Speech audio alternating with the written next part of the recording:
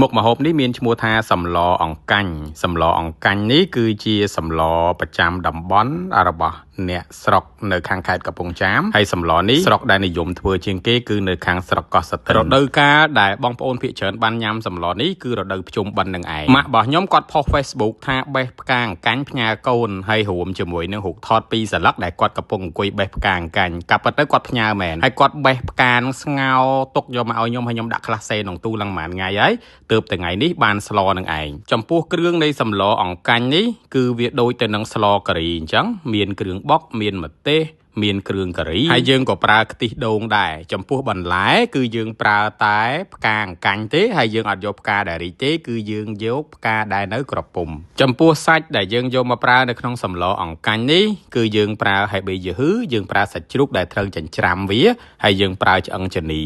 ហើយបើសិនជាបងប្អូនចង់ឲ្យឆ្ងាញ់បងប្អូនអាំងត្រីប៉ុន្តែត្រីហ្នឹងកុំយកពពួកត្រីដែលមានសកា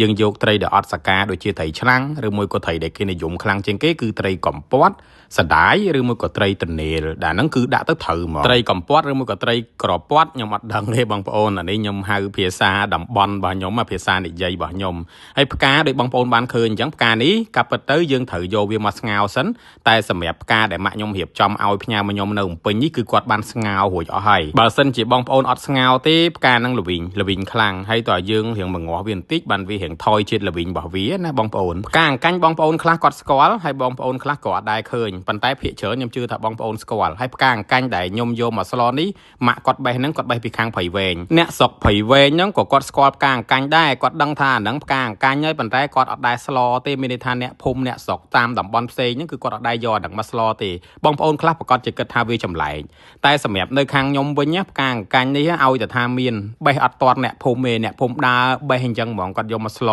ហើយសម្លនេះរៀងស៊ីគ្រឿងតិចបើយើងដាក់គ្រឿងស្ទើរក៏អត់ឆ្ងាញ់ដែរសម្លហ្នឹងលាយមួយតាំងហ៊ុនភាគច្រើនខ្ញុំយកវាមកញ៉ាំលេងនឹងឯងរបៀបក្នុងការស្លបងប្អូនអាចមើលតាំងពីដើមវីដេអូរហូតមកដល់ចប់ទៅគឺយើងធ្វើដូចអ្វីដែលខ្ញុំបានធ្វើនឹងឲ្យមកងាស់វាបងប្អូនបើអត់មកងាស់ទេអង្កាញ់ហ្នឹងគឺវារៀងល្វីងហើយនៅក្នុងសម្លហ្នឹងខ្ញុំអត់បានដាក់ត្រីទេបងប្អូនហើយបើបងប្អូនបើយើងចង់សាកធ្វើបងប្អូនអាចសាកទៅហើយដាក់ត្រីអាំងមួយទៅឆ្ងាញ់ណាស់បងប្អូនសម្លនេះឆ្ងាញ់មែនតែនហើយរដូវដែលពេញនិយមខ្លាំងជាងគេគឺរដូវភ្ជុំដែលអ្នកស្រុកគាត់ស្លអង្កាញ់ហ្នឹងយកទៅវត្តណានៅខាងភូមិទី3ភូមិទី3ភូមិទី4ភូមិទី5ភូមិទី6ភូមិទី7ម៉ាសេរីខាងស្រុកកោះនៅខាងកោះស្ទឹងនឹងឯងគឺគាត់និយមខ្លាំងមែនតែនទៅលើម្ហូបមួយហ្នឹងអ្នកកំពង់ចាមឬមួយក៏អ្នកស្រុកកោះបងប្អូនណាដែលស្គាល់សម្លនេះអាចចូលខមមិនមួយមើលហើយសម្រាប់ខ្ញុំឥឡូវខ្ញុំនៅភ្នំពេញមែនប៉ុន្តែស្រុកកណ្ដាលខ្ញុំគឺខ្ញុំជាអ្នកកោះស្ទឹងនៅខាងខេត្តកំពង់ចាមភូមិទី3ប៉ារបស់ខ្ញុំនៅភូមិទី5ម៉ាក់របស់ខ្ញុំនៅភូមិទី3នៅខាងស្រុកកោះស្ទឹងខេត្តកំពង់ចាមនឹងឯងរបៀបក្នុងការស្លបងប្អូនអាចសាកបានណាអាចបេះស្លអង្កាញ់កំពុំអាចបេះផ្កាអង្កាញ់កំពុំហ្នឹងយកមកសាកធ្វើមើលហើយសាកមើលតើរសជាតិវាបែបម៉េចដែរសម្រាប់បងប្អូនដែលគាត់ចង់កំងកៅបកពុកមាត់បងមករាសូមតាក់ទងតាមលេខ Telegram របស់ខ្ញុំ086 94 66 និង24មួយឈុត$25មានទាំងឆ្នាំងមានទាំងកៅមានទាំងស្លាបព្រាបៀកមួយសេតគឺបងប្អូនយកទៅប្រើបានរាប់ខែ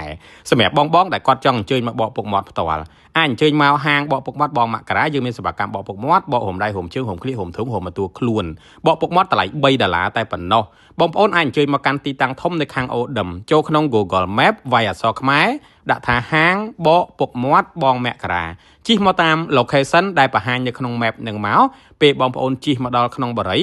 មុខបរិយបងប្អូនអាចបត់ចូលមកខាងក្នុងផ្ទះលេខ B28 នៅខាងឆ្វេងដៃយើងបើករាល់ថ្ងៃចាប់ពីម៉ោង9ព្រឹកដល់ម៉ោង9យប់អរគុណបាទ